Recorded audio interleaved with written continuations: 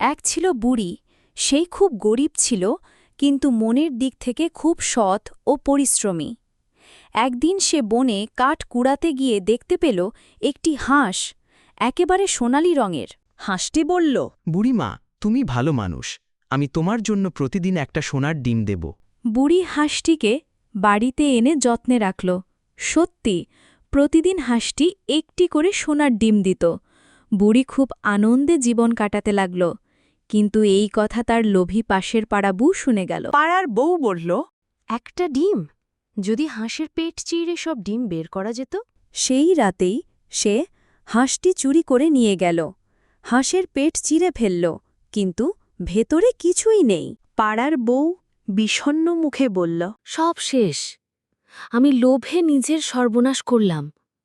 হাঁস আর সোনার ডিম সব হারিয়ে গেল। বুড়ি কাঁদলেও হাঁসটি আর ফিরে এলো না।